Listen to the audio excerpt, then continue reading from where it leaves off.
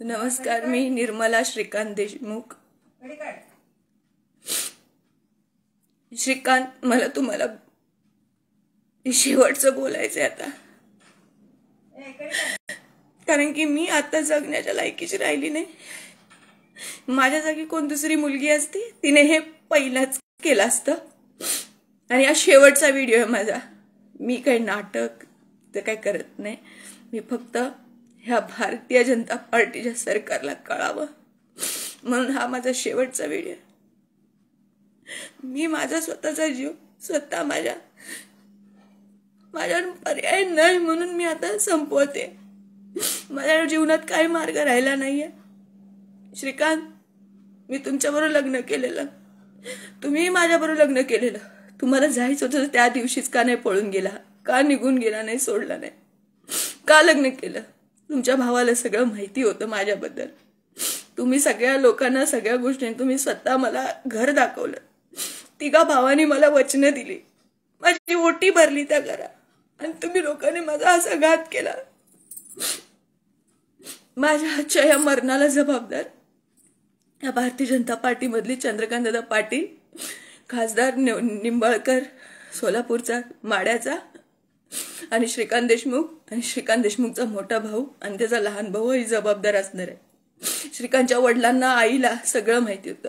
त्यांच्या मुलांना सगळे सोडत होते श्रीकांतला घरी, माझ्या येऊन हे करत होते. आणि आता परत माझ्यावरती परत एक केस केली, तिथल्या माणसाला सांगून. माझ्या पार्टीच्या कुठल्याच लोकांनी माझ्यावर कधी केस केली नाही, पण तुम्ही लोकांनी केली. आणि मला ते अनावर झालेलं आहे, आणि माझा जीव मी स्वतःच्या इच्छेने संपवते. आणि जे पण तुम्हा लोकांना माझ्याबद्दल घाण मी कमेंट्स वाचते, माझे व्हिडिओ बनवलं, मी कधीच कोणाच्या बद्दल बोलले नाही. पण मला आता बोलायची गरज पडली ह्याच्यासाठी की माझं आयुष्य या लोकांनी खराब केलं.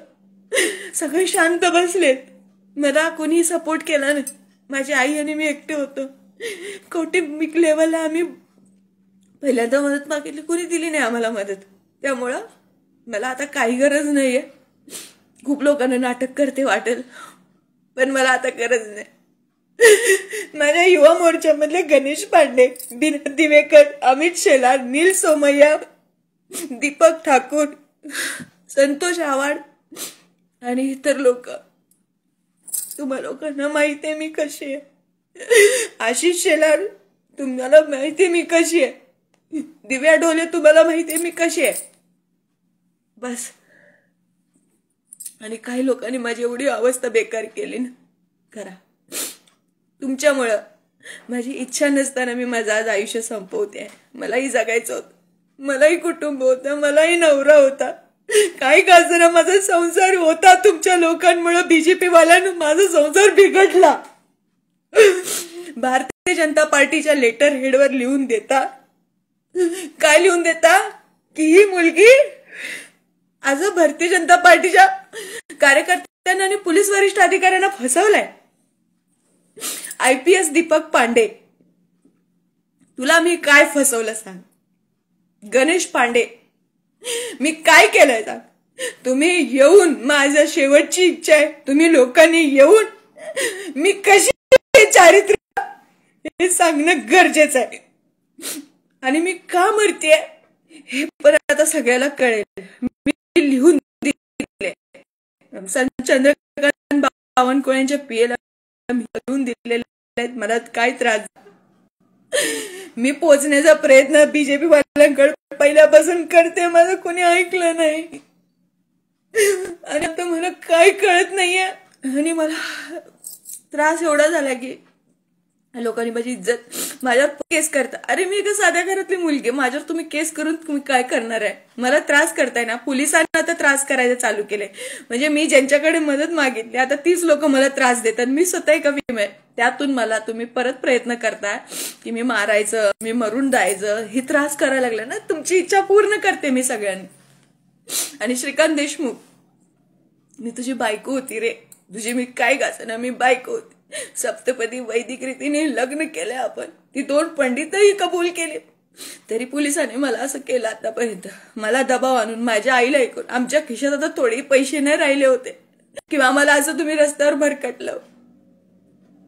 आणि या माझ्या मृत्यूला जबाबदार हा चंद्रकांतदादा पाटील, हा सोलापूरचा माड्याचा खासदार आणि श्रीकांत देशमुख आणि श्रीकांत देशमुखचा मोठा भाऊ आणि छोटा भाऊ हे सगळे जिम्मेदार असतील. या कुटुंबाने मला फसवलंय. श्रीकांतचे वडील माझ्या आईला भेटायला गेलेले, सगळं आलेलं भाऊकीतल्याने बघितलं. माझे आयुष्य बरबाद केलं या लोकांनी. त्यामुळं मी असली मुलगी नाही. 2015 पासून माझी फेसबुक प्रोफाईल आहे. मी कधीच माझा लाईव्ह कधीच कुणाला मी काहीच बोलली नाही. मी कधीच कोणाच्या बाबतीत एक कंप्लेंट एक तक्रार नाही ना माझ्या विरोधात कोणी केली. माझं गणेश पांडेच्या वेळेस पण चारित्र्य हनन केलं, मी सहन केलं. माझा काही संबंध नसताना मला काही लोकांनी मला खूप घाणेरड्यारीत्या प्रस्तावित केलं. त्या लोकांनी या श्रीकांत देशमुखच्या मोठ्या भावाला काय सांगितलं, त्याने ते प्रूफ करावं मी मेल्यानंतर आणि त्यानं दाखवावं. आणि मला आता हे आयुष्य नाही पाहिजे, कारण की मला हे असा अपमान सहन होत नाही. मला जेलला घालायचं आहे ना तुम्हा लोकांना, बीजेपी वाल्यांनो. मी जेलला जाणारी जात नाहीये, मराठीची औलाद आहे आणि मी मरण पत्करते. आता तुमची जेल नाही पत्करणार. मी लढायच होती, मी कोर्टात जाऊन मी लढत पण होती. पण तिथे मी काय केलं, सगळं मॅनेज केलं. सोलापूरच्या पोलिसांना मॅनेज केलं. सांगोलला आता परत एक केस टाकली माझ्यावर. का मला जेलला घालायचंय? खरं खोटं का करत नाहीये तुम्ही? कुणीच बोला नाही. माननीय सुप्रीम कोर्ट, हायकोर्ट आणि जे पण सेशन कोर्ट आहे त्यांच्या पुढे माझा मेसेज आहे की मी कधीच कोणाला फालतूगिरी वापरली नाही. मी कधी कुणाला अर्वाच्य भाषेने बोलली नाही. पण माझ्यावरती अशा प्रसंग झाल्यामुळे मी या गोष्टी बोलली. आणि दुसरी गोष्ट, मला अभिमान आहे मी जे पण कर्म केलेत ते. माणूस रागाला आल्यावर शिवी देतो, हात उगारतो, सगळं करतो. कोणतीही स्त्री करेल तिच्या आयुष्यात असं झाल्यावर. म्हणून मला आता माझ्या आयुष्यात फक्त एवढंच आहे मला बोलायचंय की ह्या लोकांनी मला त्रास देणं आता पोलीसरित्या केलं. मग आता पोलीसच्या मार्फत तुम्ही मला त्रास देताय तर माझी पूर्ण SITची टीम आहे सोलापूर सदर बाजारची, तीही माझ्या बाजूने नाही.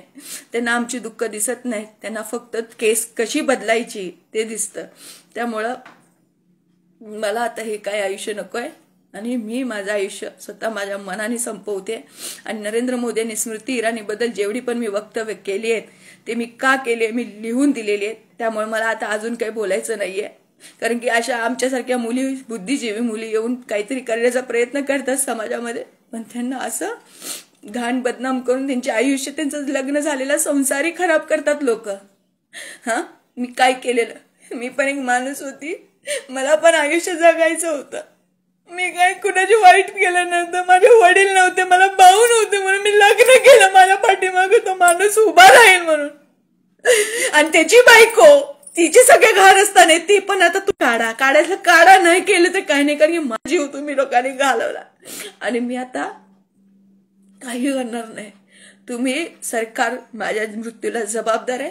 देवेंद्र दादा, शरद पवारजी, अजित पवारजी आणि इतर नेते, ज्यावर माझा विश्वास होता की तुम्ही लोक मला न्याय द्याल, पण या लोकांनी मला पूर्ण बर्बाद केलं.